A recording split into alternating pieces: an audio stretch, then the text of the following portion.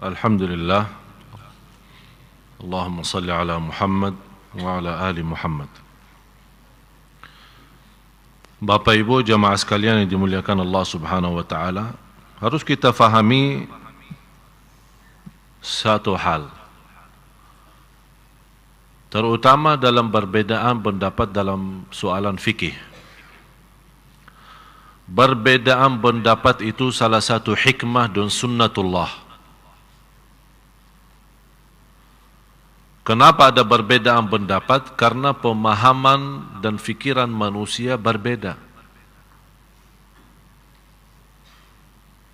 Oleh karena itu tidak akan bisa satukan umat dalam satu pendapat. Yang bisa disatukan dalam satu pendapat kalau sudah ada jelas-jelas perintah atau larangan dalam ayat maupun dalam hadis. Kenapa muncul berbeda pendapat? Contohnya nisfu Sya'ban. Memang ada hadisnya. Ada hadis apa? Hadis yang disahihkan Syekh Al-Albani rahimahullah. Syekh Al-Albani salah satu ulama yang terbaik sedunia,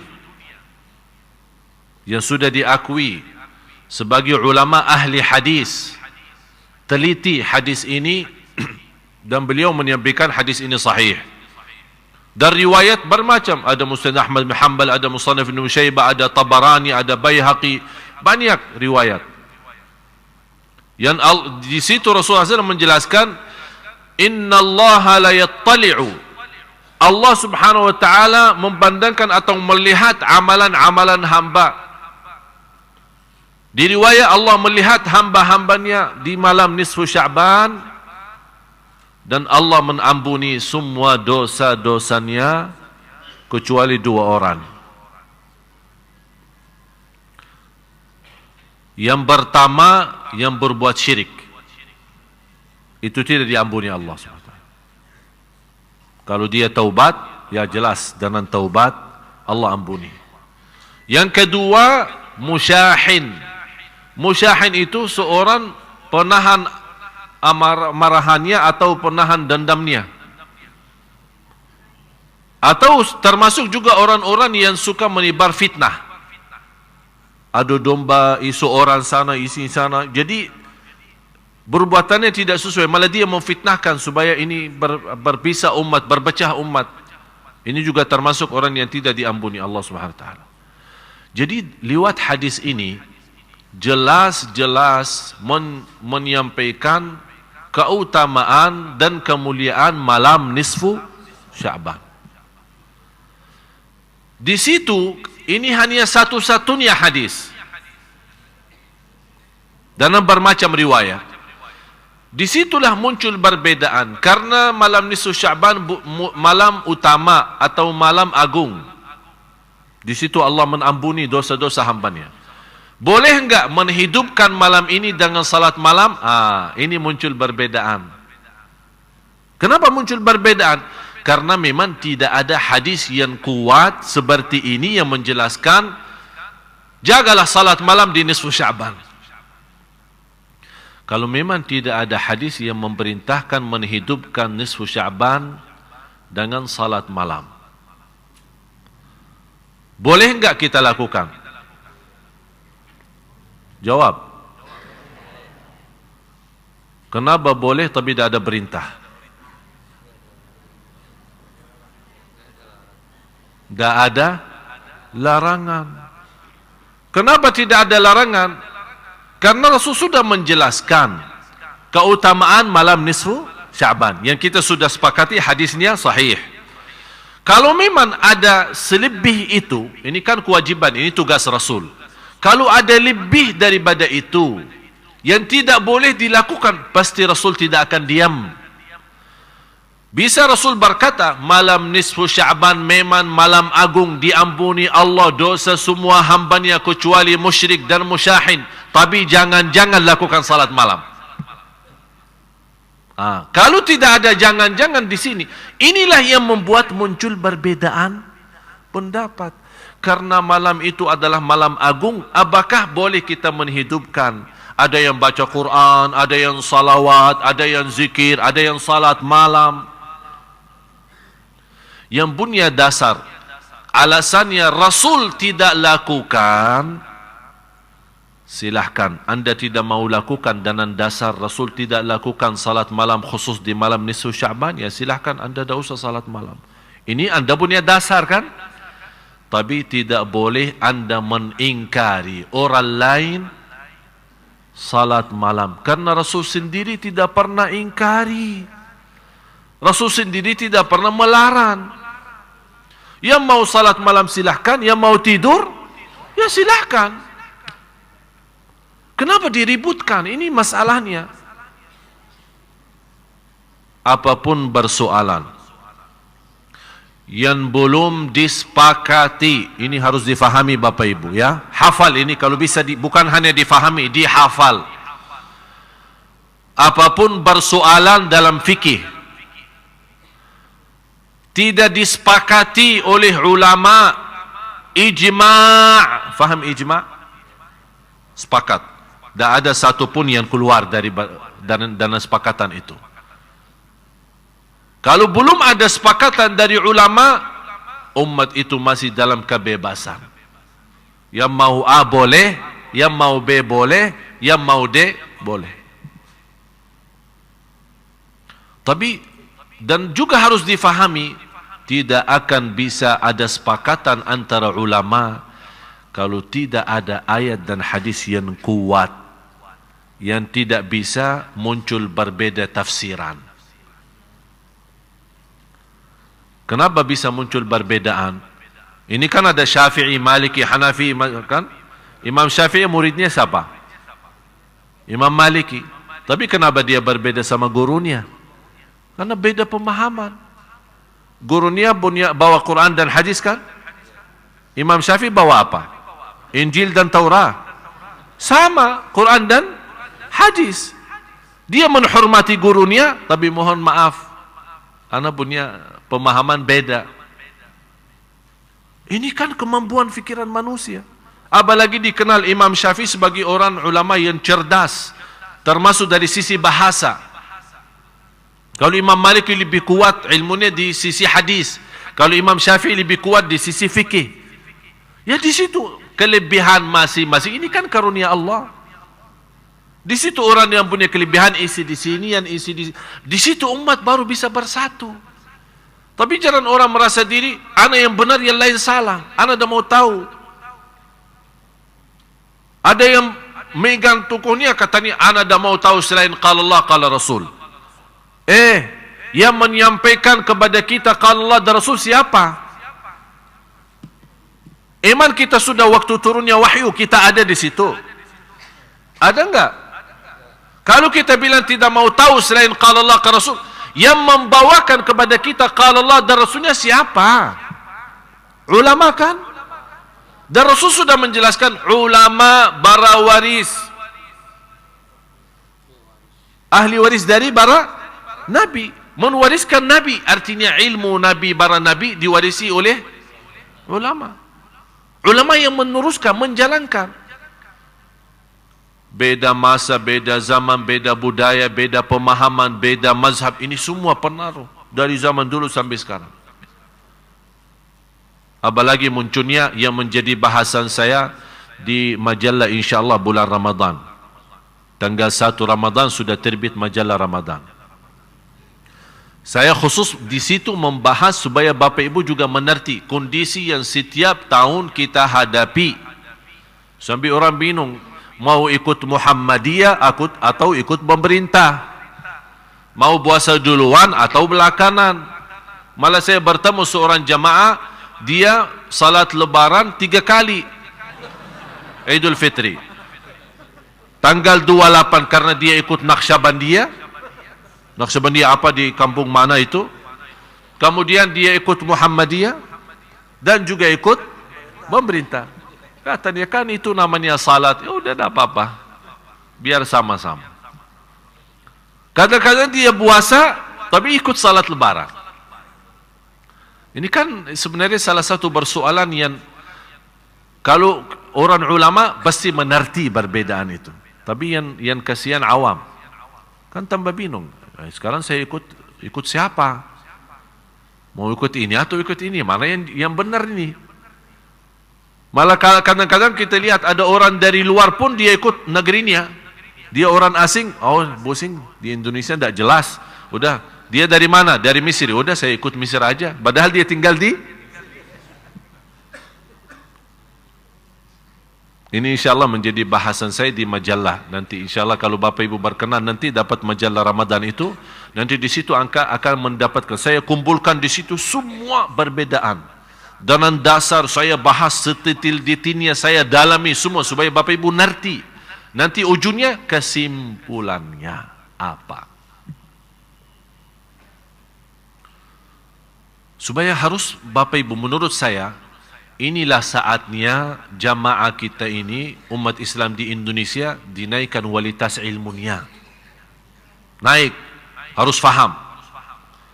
Supaya jangan, karena saya punya prinsip, man kathura ilmuhu, qalla inkaruhu. Semakin banyak ilmunya, seorang akan sedikit mengingkari perbedaan. Kenapa sekarang banyak muncul ingkar, ini dah boleh, ini boleh, ini dah boleh? Karena mereka belum faham. Hanya faham dari satu sisi. Kalau kita perhatiin angka 7 bahasa Arab, bisa diketik angka 7 enggak? Bisa enggak? Enggak ada Arabnya. Makanya ada Arabnya dong. Masa penceramah orang Arab asli kok enggak ada Arabnya? Ada satu cerita yang saya buat dari angka 7. Kalau angka 7 Arab itu begini kan? Fe ya. Kalau 8 fe balik ya. Saya waktu ada satu persoalan dapatan sama satu orang. Ujung-ujungnya tidak selesai.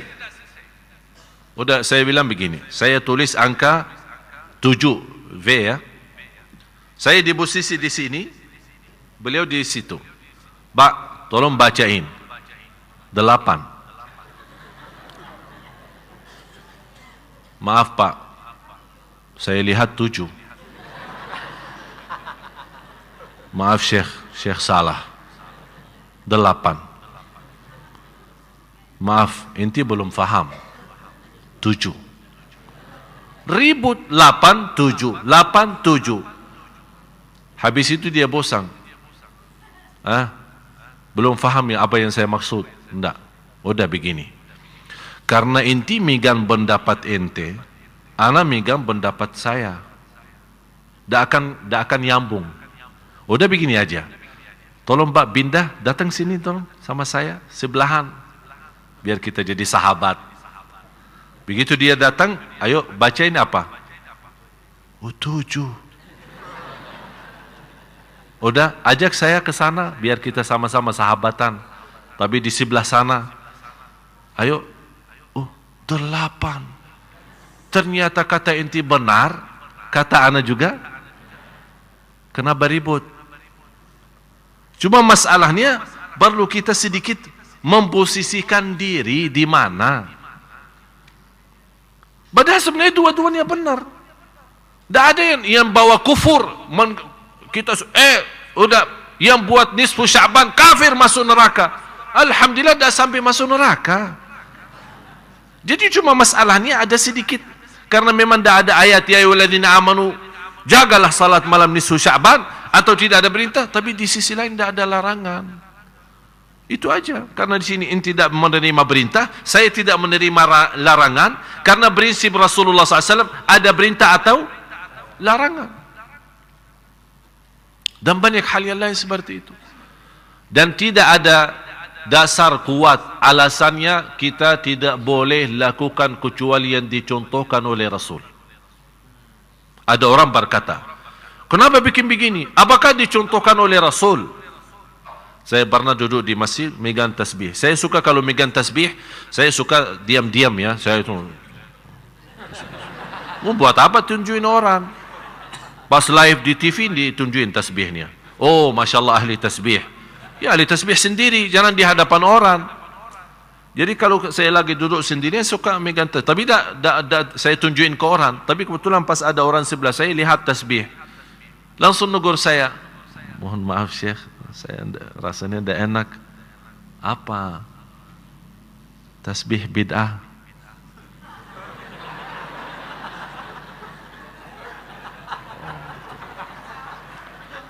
Terima kasih. Udah, saya terusin lagi. Syekh, apa? Maaf, tasbih bid'ah. Terima kasih.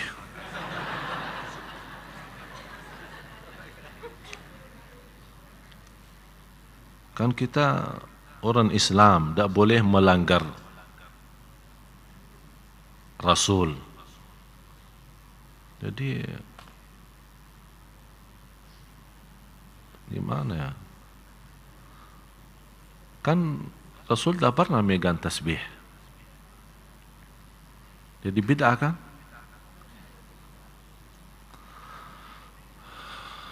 Duduk. Nanti sekarang membuat konsentrasi saya hilang gara-gara. Udah, saya masukin tasbih, ayo duduk. Apa dasar kamu tasbih itu bid'ah? Saya minta dasar yang kuat. Ya ayyuhalladzina amanu, jangan megang tasbih. Itu sudah jelas, kuat. Dah boleh kita tawar-tawaran di sini kan? Sami'na? Ana minta menurut ente, seperti tadi kan 78 kan? 78. Kenapa tidak boleh? Kenapa menurut ente tasbih itu bid'ah? Alasan saya, tasbih itu tidak ada di zaman Rasul.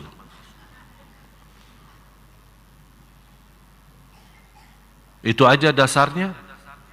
Ada kira-kira yang sesuatu, kalau ini dasar awam. Saya minta dasar ilmi, ada ilmunya gitu. Supaya saya faham, harus bisa terima. Kalau kata-kata begini tidak bisa. Ya itu dasar saya, karena tasbih tidak ada di zaman Rasul, jadi sekarang munculnya tasbih jadi bid'ah. Udah saya jawab dengan prinsip yang sama. Kamu dari kepala sampai ujung kaki bid'ah, karena kamu tidak ada di zaman Rasul.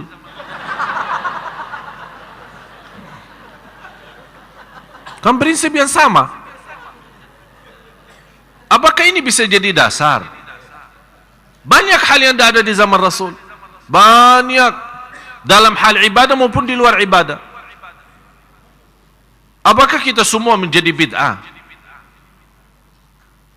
Harus kita fahami kondisi kita Bapak Ibu. Apalagi perbedaan mazhab, perbedaan pemahaman. Itu kita harus waspada, memahami semua. Dan soal tasbih, di zaman Rasul, kata siapa ada tasbih? Ada di zaman Rasul tasbih. Salah satu istri Rasulullah SAW bertasbih, tapi bukan tasbih yang kita kenal sekarang. Dulu tasbihnya mereka dengan batu. Rasulullah SAW melihat seorang istrinya, begitu Rasul keluar subuh, kemudian salat subuh, balik lagi. Ini di hadis Sahih Bukhari Muslim. Rasulullah SAW balik lagi, melihat istrinya di tempat tadi tidak berubah dan masih teruskan tasbihnya. Kata Rasul, dari tadi kamu masih berzikir? Dia lagi megang batu. Kata istrinya, ya Rasulullah. Kata Rasulullah SAW, saya setelah kamu mengucapkan 3 kali sebuah kata, kalau ditimbang di sisi Allah jauh lebih berat 3 kali yang saya ucapkan daripada sepanjang kamu duduk baca zikir itu. Subhanallah wa bihamdih adada khalqih wa ridha nafsih wa zinata arshih wa midada kalimatih. 3 kali. Ulama menambil dari hadis ini, Rasul menegur istrinya soal zikir. Memberikan zikir yang simpel, yang sederhana, tapi pahalanya lebih besar daripada sepanjang dari subuh sampai terbit matahari. Tapi Rasul tidak membahas soal batu yang dimegang sama istrinya. Ulama mengambil kesimpulan, Imam San'ani, salah satu ulama Ahlus Sunnah yang besar di Yaman, beliau menyampaikan, karena Rasul tidak mengingkari memegang batu dan zikir dengan batu, tidak ada perbedaan dengan batu yang tertumbah sama batu yang tersusun. Batu yang tertumbah sama batu yang dimaksud ya tasbih. Yang sekarang kita namakan tasbih. Katanya Rasul kalau berzikir tidak pernah megang tasbih, beliau bertasbih dengan tangan. Sekarang bertanya saya, ya Allah pusing kadang-kadang. Bertanya saya, yang sekarang bertasbih dengan tasbih, dia baki tangan atau baki kaki? Baki tangan atau baki kaki? Katanya Rasul kalau bertasbih dengan tangan. Terus yang lagi memegang tasbih baki apa? Baki tangan juga. Apa bedanya baki tangan dengan jari sendiri atau baki tangan dengan tasbih? Bedanya apa? Tolong kasih tahu bedanya apa? Ya kecuali kalau ada orang bertasbih dengan kaki, baru kita bilang oh maaf, Rasul kalau bertasbih baki tangan. Terlalu apa namanya lebay ya.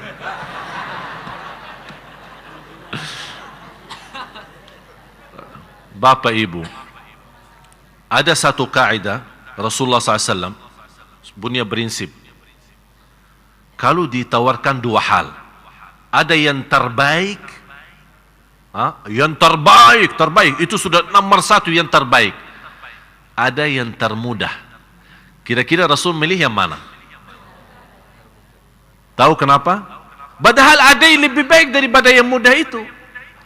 Demi umatnya, supaya tidak beban dalam ibadah, supaya tidak rasa berat. La yukallifullahu nafsan. Bapak Ibu, Islam memang indah, indah betul. Saya justru semakin banyak belajar, semakin tahu diri bodoh. Jadi orang-orang malah justru semakin tinggi ilmunya, semakin ketahuan bodohannya. Berarti kita belum apa-apa. Jangan ada orang merasa, oh Alhamdulillah saya sudah. Jangan. Teruskan belajar. Sungguh subhanallah, semakin banyak kita akan melihat, semakin terasa keindahan Islam. Semakin akan mendalami begitu luasnya Islam. Menghormati manusia, menghormati perbedaan, menghormati pemahaman. Itu luar biasa.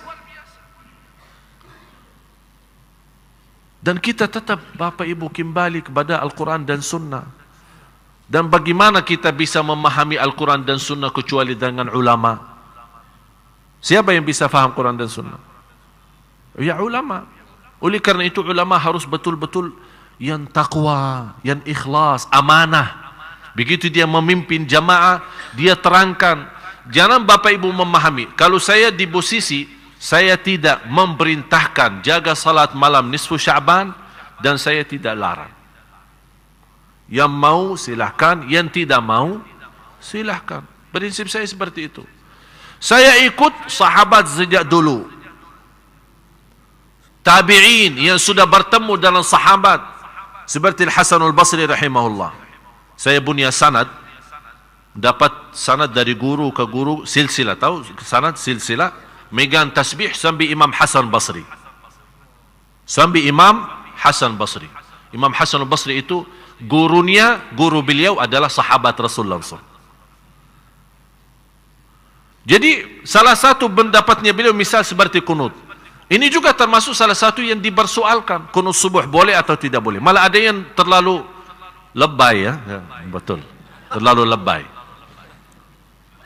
Sampai ada orang yang membatalkan salat seorang yang tidak kunut subuh. Atau ada sisi lain, ada orang yang terlalu membatalkan salat orang atau membid'ahkan salat seorang yang lakukan kunut subuh. Jadi sebenarnya saya lihat dua-duanya berlebih-lebihan. Lebay. Prinsip saya apa? Yang mau kunut boleh, yang tidak mau kunut boleh. Sudah selesai. Anta makmum, imamnya bagi kunut, ikut. Dah mau ikut, ya terserah. Kenapa ribut? Kenapa diributkan? Oleh karena itu Bapak Ibu, saya harap, oleh karena itu salah satu perjuangan saya di Indonesia, terutama khusus untuk jamaah-jamaah saya ini, saya memperjuangkan supaya kita bagaimana memiliki kualitas ilmu yang insya Allah sederhana tapi dalam. Faham dalam? Jadi betul. Kenapa? Supaya apapun yang kita hadapi, saya tidak mau Anda belajar di sini terus beributan sama orang di luar. Jangan. Tapi Anda punya prinsip, Anda sudah ngerti. Terima kasih. Yang sesuai pendapat kita, yang tidak sesuai pendapat kita, tetap sama-sama hormati. Udah sampai kapan umat ini masih terus begini keadaannya? Umat Islam di Indonesia umat yang terbesar. Coba bayangkan kalau bisa bersatu, luar biasa kenikmatan yang kita hadapi. Dan tidak akan mudah dan gampang muncul aliran-aliran yang sesat. Sekarang gampang muncul aliran Ahmadiyah dan yang lain-lain. Dan menurut saya al-haq dan yang benar nyata dan jelas. Dan batil juga nyata dan jelas. Yang kita minta satu, saat Bapak Ibu baca Al-Fatihah, rasakan ihdinas siratal. Itu yang dirasakan.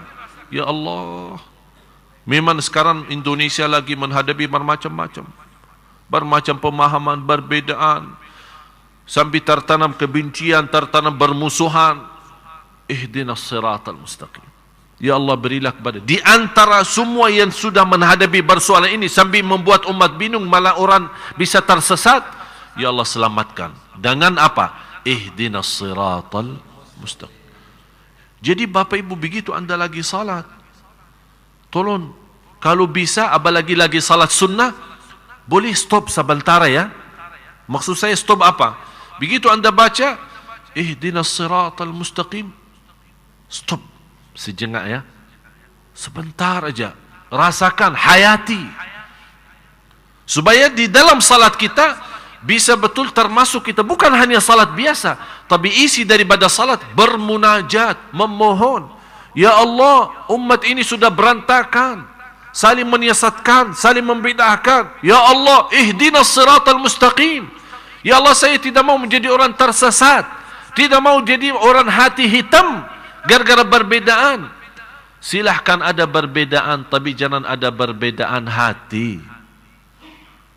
Hati ini harus terjaga. Yang kita sudah tahu, seorang yang jaga hatinya, jaga perasaannya sama orang lain, Allah masukkan dia surga. Ini amalan yang begitu luar biasa. Oleh karena itu sekali lagi Bapak Ibu, apa soalan-soalan yang kita merasa tidak nyaman dalam hati kita, supaya tidak menimbulkan hal perbedaan, apalagi kita belum mengerti, silahkan ajukan pertanyaan. Alhamdulillah sekarang mudah, lewat SMS bisa, lewat Facebook bisa, lewat Twitter bisa. Kita melayani jamaah semaksimal mungkin, semampu saya, insya Allah kita. Yang penting kita harap ini ihdinas siratal mustaqim. Malah saya ada satu program insya Allah yang akan digerakkan di habis bulan Ramadan dalam judul ihdinas siratal mustaqim. Di bawahnya saya memimpin umat, ayo kita sama-sama menuju siratal mustaqim. Karena kita harap ridha Allah. Sayang sekali kalau kita beribadah dan kita merasa diri benar dan suka menyalahkan orang lain, ternyata kita yang jadi salah. Walaupun ibadah kita benar, tapi karena perasaan kita terhadap orang lain menyalahkan ibadahnya, seolah kita di posisi Tuhan. Siapa yang benar, siapa yang salah. Kita hamba, bukan Tuhan. Masalah ibadah benar atau salah urusannya sama Allah. Bisa orang salah ibadah tapi niatnya baik, Allah bisa terima. Bisa orang benar ibadahnya tapi orangnya riya, tidak ikhlas, ditolak. Jadi masalahnya di sini bukan masalah kita yang benar atau tidak, masalahnya petunjuk, taufik. Ini kuncinya, taufik dari Allah. Itu yang kita selalu jaga. Oleh karena itu mari kita sama-sama berdoa. Minta betul-betul bersama, buka hati, tunjukkan hajat dan kemiskinan kita kepada Allah Subhanahu wa taala lewat doa. Kita harap kunci taufik malam ini, insya-Allah Bapak Ibu semua mendapatkan kunci taufiknya. Kalau kita bisa dapat kunci taufik, subhanallah, semuanya lancar. Dunia lancar. Ini taufik tidak bisa terikat dalam hal ibadah saja. Dalam rumah tangga memerlukan taufik, dalam urusan dunia memerlukan taufik, dalam belajar perlu taufik. Dalam perjalanan menuju ke rumah, pulang ke rumah, datang dari rumah ini memerlukan taufik. Supaya tidak salah jalan, tidak salah, tidak nyasar, tidak apa. Ini semua akan perlu taufik. Itu yang dimaksud hidayah yang tertinggi, yang diharapkan oleh semua orang, termasuk ulama, para awliya, para salihin, adalah hidayah taufik. Yang dimaksud dalam firman Allah, ihdinas siratal mustaqim. Nabi kita, Nabi SAW memohon itu. Ihdinas siratal mustaqim. Oleh karena itu, sekali lagi, kita bersama-sama doa. Dan semua yang ke depan, Bapak Ibu yang berminat, berkenan membantu dakwah kami, saya menyampaikan ribuan terima kasih. Bukan saya senang karena Anda membantu dakwah, tapi saya yakin Anda nanti akan rasakan senangnya, karena alhamdulillah dakwah kami betul-betul tidak ada yang salah guna, semaksimal mungkin menjadi berguna bagi umat. Oleh karena itu, support dakwah kami, support dengan doa. Ada masukan, ada nasihat, kami terima, silahkan. Yang mau datang sini, mau ketemu di rumah, silahkan. Kami terbuka lahir batin untuk semua jamaah. InsyaAllah, supaya kita yuk sama-sama, mari kita tuliskan nama kita di hadapan Allah, menjadi orang yang menyebarkan cahaya Allah di bumi. Kita tidak tahu siapa di antara kita yang meninggal hari ini atau besok. Tidak ada yang tahu. Oleh karena itu, bahagia Bapak Ibu kalau kita bisa mendapatkan nama kita di hadapan Allah. Coba bayangkan rasanya, kebahagiaannya kalau kita di hari kiamat dipanggil, Bapak Ibu, marilah Anda terpilih menjadi orang yang memperjuangkan agama Allah. Luar biasa. Jadi tidak boleh kata kalau saya di dalam kamus saya selama di Indonesia, tidak ada kata tidak bisa. Dan saya yakin semuanya Bapak Ibu bisa. Ada yang bisa dan merasa tidak punya ilmu banyak, tapi insya Allah dengan rezeki yang ada dia bisa. Dengan ucapan yang baik dia bisa. Dengan doa dia bisa. Dengan hati yang ikhlas dia bisa. Dan semua saya yakin semuanya bisa. Masing-masing punya kelebihan. Saya tidak minta semuanya, tapi lebih baik banyak ikhlas daripada sedikit tidak ikhlas. Betul ya? Mari sama-sama kita berdoa.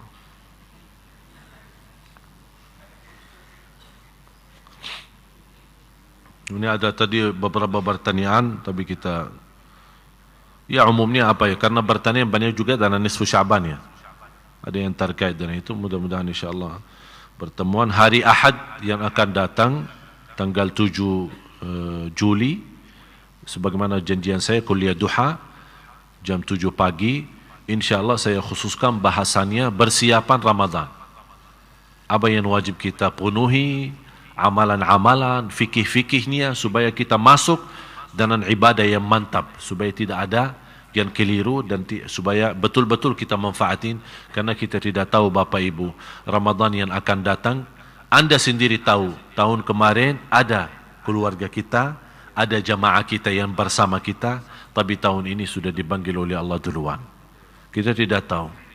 Oleh karena itu saya selalu berdoa, mudah-mudahan Bapak Ibu panjang umur, ketemu bulan Ramadan sampai habis, InsyaAllah dalam keadaan sehat walafiat dan iman. Oleh karena itu maksimalkan Ramadan, belajari sebelum masuk Ramadan, harus bersiapan belajar. InsyaAllah kuliah duha hari Ahad tanggal 7 Juli, khusus saya membahas soal Ramadan, supaya insyaAllah kita bisa menyampaikan hajat-hajat kita, supaya Ramadan kita menjadi insyaAllah lebih baik daripada yang lain. Dan khusus untuk ibu, mohon maaf saya tadi lupa nama ibunya, Ibu Eni ya. Ini ada seorang jamaah yang sebenarnya beliau aktif dari Bogor. Beliau aktif sekali datang ke masjid ini, tapi tiba-tiba karena stroke, jadi kasihan beliau tidak sampai saya telefon beliau, nangisnya luar biasa. Jadi kita doakan beliau semoga Allah sembuhkan, Allah hitungkan. Dan kelebihan orang sakit satu, semua amalan ibadah selama dia sehat, karena dia tidak bisa laksanakan dalam kondisi sakit, Allah tuliskan ibadahnya sempurna. Kata ulama dari hadis qudsi, uktubu li'abdi ma kana yuqimuhu sahihan salima. Begitu hamba Allah yang sakit, dia tidak bisa laksanakan salat malam karena sakit, dia tidak bisa ikut majlis ta'lim karena sakit, atau apa alasan yang lain. Kata ulama, orang sakit jauh lebih terkabul amalan ibadah daripada orang yang sehat. Kenapa? Karena Allah sebutkan di hadis qudsi, uktubu, tuliskanlah. Kalau Allah berkata tuliskanlah, berarti sudah tanda kabul. Kita doakan beliau semoga Allah sembuhkan, Allah ampuni dosanya, Allah sehatkan. InsyaAllah kembali beraktivitas bersama kita di sini, dan insyaAllah semua apa yang dihadapi dikuatkan oleh Allah dalam sabar lahir batin. Amin ya rabbal alamin. Bismillahirrahmanirrahim. Alhamdulillahi rabbil alamin. Alhamdulillahi rabbil alamin. Alhamdulillah atas iman, alhamdulillah atas Islam, alhamdulillah atas nikmat Quran, alhamdulillah atas nikmat kita bersama-sama di majlis ilmu. Karena ini semua karunia darimu ya Allah. Alhamdulillah Engkau selamatkan langkah-langkah kami sambil datang ke majlis ini. Alhamdulillah. Alhamdulillah atas pimpinanmu ya Allah. Alhamdulillah atas petunjuk dan taufikmu. Ihdinas siratal mustaqim.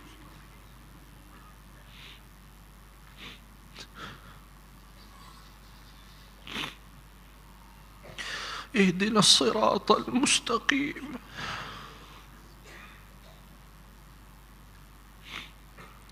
Ya Allah, selamatkanlah bapa ibu dari jalan yang tersesat, dari kemurkaanmu menuju kepada ridhamu ya Allah. Kami ya Allah, kami memohon bukakanlah pintu taufik bagi kami, pintu taufik dalam segala urusan kami, agar kami senantiasa menjadi orang-orang yang berguna, bermanfaat dunia akhirat. Ya Allah ya Arhamar Rahimin, jadikan ilmu yang kami belajari membuka wawasan bagi kami, menambah iman dan taqwa untuk kami, dan ilmu yang kami belajari menjadi ilmu bermanfaat bagi sisa umur hidup kami. Karena kami tidak ingin belajar ilmu untuk berdapatan dengan yang lain, tapi kami ingin mendapatkan ilmu yang bermanfaat, yang bisa membawa kami selamat dan bahagia dunia akhirat. Ya Allah, jadikan pertemuan ini menjadi saksi baik di hadapan-Mu ya Allah. Pertemuan ini menjadi berguna, bermanfaat bagi sisa umur hidup kami ya Allah. Aku mohon dengan nama-Mu yang agung dan mulia untuk semua yang hadir.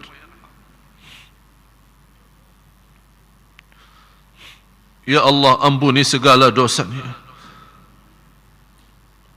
Untuk semua yang hadir, Bapak Ibu, aku mohon, Bapak Ibu malam ini pulang ke rumahnya sudah diampuni segala dosanya,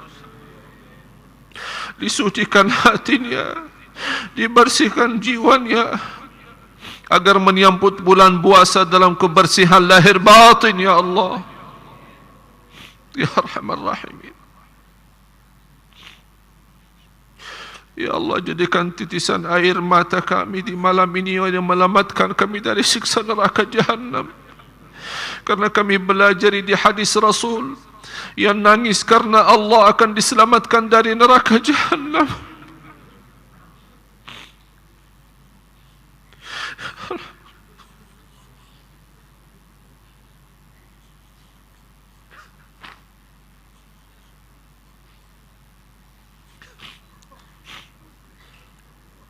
Ya Allah,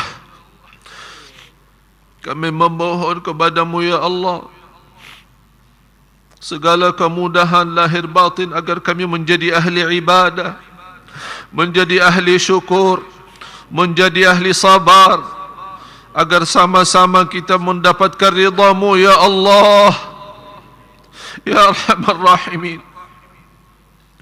Maafkan ya Allah, maafkan kami atas kekurangan kami. Kami akui ya Allah banyak kekurangan kami dalam ibadah, banyak kebodohan kami dalam ilmu. Ya Allah, kami mohon berikan kepada kami petunjuk kepada jalan yang lurus. Tambahkan wawasan ilmu kami agar kami mendapatkan ilmu yang bermanfaat, diikuti dengan amalun salih yang diterima ya Allah ya Dzal Jalali wal Ikram. Ya Arhamar Rahimin, kuatkanlah bapa ibu lahir batin agar biasa menjadi orang-orang yang taqwa sampai akhir hayat.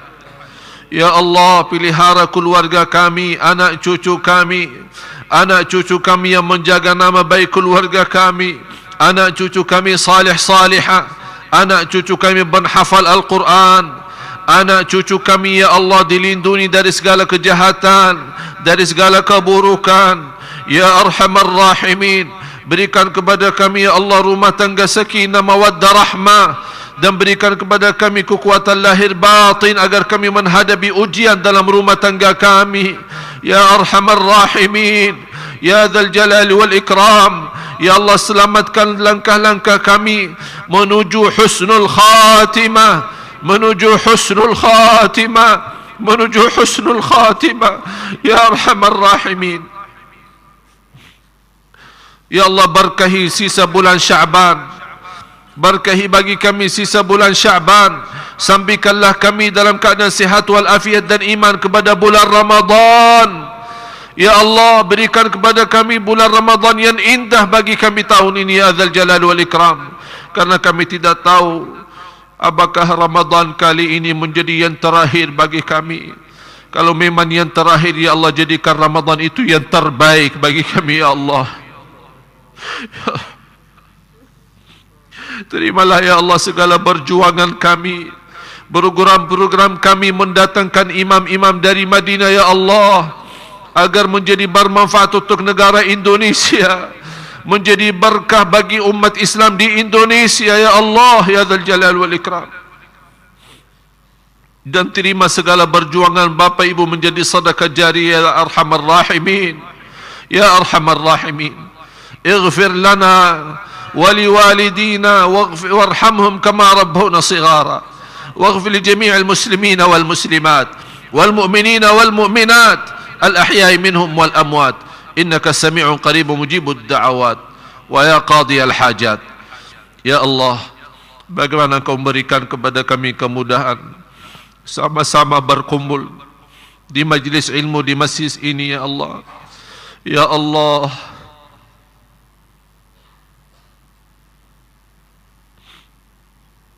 berikan kepada kami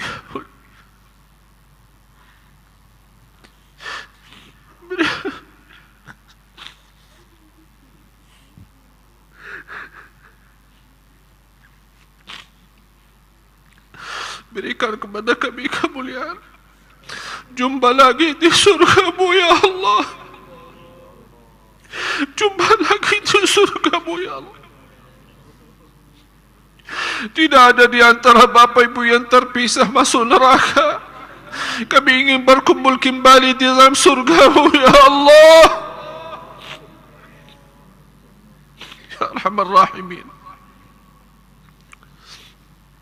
ربنا تقبل منا إنك أنت السميع العليم وتب علينا إنك أنت التواب الرحيم. ربنا آتنا في الدنيا حسنة وفي الآخرة حسنة وقنا عذاب النار. وصلى الله على سيدنا محمد وعلى آله وصحبه وبارك وسلم وآخر دعوانا أن الحمد لله رب العالمين.